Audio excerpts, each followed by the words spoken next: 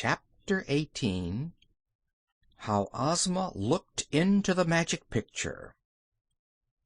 Princess Ozma was a very busy little ruler, for she looked carefully after the comfort and welfare of her people, and tried to make them happy. If any quarrels arose, she decided them justly. If anyone needed counsel or advice, she was ready and willing to listen to them. For a day or two after Dorothy and her companions had started on their trip, Ozma was occupied with the affairs of her kingdom. Then she began to think of some manner of occupation for Uncle Henry and Aunt Em that would be light and easy and yet give the old people something to do. She soon decided to make Uncle Henry the keeper of the jewels, for someone really was needed to count and look after the bins and barrels of emeralds, diamonds, rubies, and other precious stones that were in the royal storehouses. That would keep Uncle Henry busy enough, but it was harder to find something for Aunt Em to do. The palace was full of servants, so there was no detail of housework that Aunt Em could look after. While Ozma sat in her pretty room, engaged in thought, she happened to glance at her magic picture. This was one of the most important treasures in all the Land of Oz. It was a large picture set in a beautiful gold frame, and it hung in a prominent place upon a wall of Ozma's private room. Usually this picture seemed merely a country scene, but whenever Ozma looked at it and wished to know what any of her friends or acquaintances were doing, the magic of this wonderful picture was straightway disclosed, for the country scene would gradually fade away, and in its place would appear the likeness of the person or persons Ozma wished to see, surrounded by the actual scenes in which they were then placed. In this way the princess could view any part of the world she wished, and watch the actions of anyone in whom she was interested. Ozma had often seen Dorothy in her Kansas home by this means, and now, having a little leisure, she expressed a desire to see her little friend again. It was while the travelers were at Fuddlecumjig, and Ozma laughed merrily as she watched in the picture her friends trying to match the pieces of Grandmother Gannet. "They seem happy, and are doubtless having a good time," the girl ruler said to herself, and then she began to think of the many adventures she herself had encountered with Dorothy.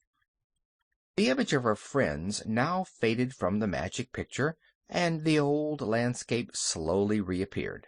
Ozma was thinking of the time when, with Dorothy and her army, she marched to the Nome King's underground cavern, beyond the land of Ev, and forced the old monarch to liberate his captives, who belonged to the royal family of Ev. That was the time when the Scarecrow nearly frightened the Nome King into fits by throwing one of Billina's eggs at him, and Dorothy had captured King Roquat's magic belt and brought it away with her to the Land of Oz. The pretty princess smiled at the recollection of this adventure, and then she wondered what had become of the Nome King since then.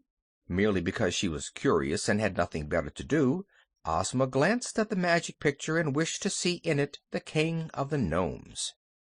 Roquat the Red went every day into his tunnel to see how the work was getting along and to hurry his workmen as much as possible. He was there now, and Ozma saw him plainly in the magic picture. She saw the underground tunnel reaching far underneath the deadly desert which separated the Land of Oz from the mountains beneath which the Nome King had his extensive caverns. She saw that the tunnel was being made in the direction of the Emerald City, and knew at once it was being dug so that the army of gnomes could march through it and attack her own beautiful and peaceful country. "I suppose King Roquat is planning revenge against us," she said musingly, "and thinks he can surprise us and make us his captives and slaves. How sad it is that anyone can have such wicked thoughts! But I must not blame King Roquat too severely, for he is a gnome, and his nature is not so gentle as my own." Then she dismissed from her mind further thought of the tunnel for that time, and began to wonder if Aunt Em would not be happy as royal mender of the stockings of the ruler of Oz. Ozma wore few holes in her stockings, still they sometimes needed mending. Aunt Em ought to be able to do that very nicely.